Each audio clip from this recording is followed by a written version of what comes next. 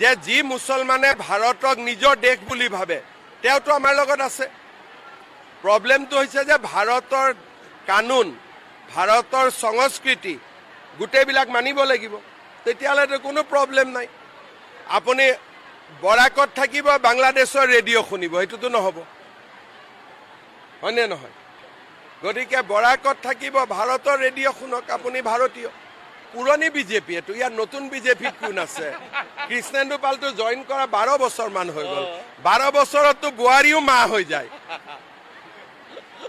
ঘৰত যদি 12 বছৰ বোৱাৰী আহে কোনোবাই তাতকৈতো তাক নতুন কয় নেকি? 12 বছৰৰ বোৱাৰী মানে সিটো ঘৰত সৰ্বা হৈ যায়।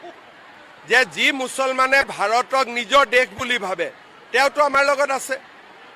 প্ৰব্লেমটো হৈছে যে ভাৰতৰ কানুন, ভাৰতৰ সংস্কৃতি গোটেইবিলাক মানিব লাগিব, তেতিয়াহ'লেতো কোনো প্ৰব্লেম নাই। আপুনি বৰাকত থাকিব, বাংলাদেশৰ ৰেডিঅ' শুনিব, সেইটোতো নহ'ব, হয়নে নহয়? গতিকে বৰাকত থাকিব, ভাৰতৰ ৰেডিঅ' শুনক, আপুনি ভাৰতীয়। পুৰণি বিজেপি এইটো, ইয়াৰ নতুন বিজেপি কোন আছে? কৃষ্ণেন্দু পালটো জইন কৰা 12 বছৰমান হৈ গ'ল।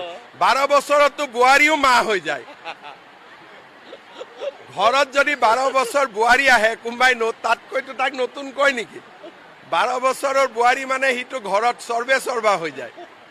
যে যি মুছলমানে ভাৰতক নিজৰ দেশ বুলি ভাবে তেওঁতো আমাৰ লগত আছে।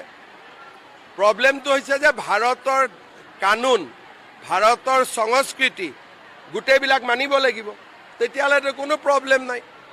আপুনি বৰাকত থাকিব, বাংলাদেশৰ ৰেডিঅ' শুনিব, সেইটোতো নহ'ব, হয়নে নহয়?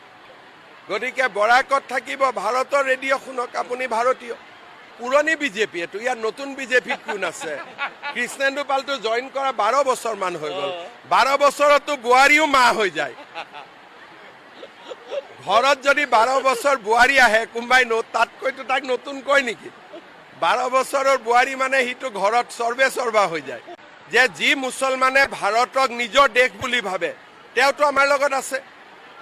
প্ৰব্লেমটো হৈছে যে ভাৰতৰ কানুন, ভাৰতৰ সংস্কৃতি গোটেইবিলাক মানিব লাগিব, তেতিয়াহ'লেতো কোনো প্ৰব্লেম নাই। আপুনি বৰাকত থাকিব, বাংলাদেশৰ ৰেডিঅ' শুনিব, সেইটোতো নহ'ব, হয়নে নহয়? গতিকে বৰাকত থাকিব, ভাৰতৰ ৰেডিঅ' শুনক, আপুনি ভাৰতীয়। পুৰণি বিজেপি এইটো, ইয়াৰ নতুন বিজেপি কোন আছে? কৃষ্ণেন্দু পালটো জইন কৰা 12 বছৰমান হৈ গ'ল। 12 বছৰততো বোৱাৰীও মা হৈ যায়।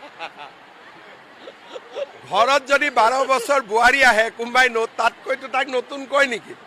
12 বছৰৰ বোৱাৰী মানে সিটো ঘৰত সৰ্বা হৈ যায়।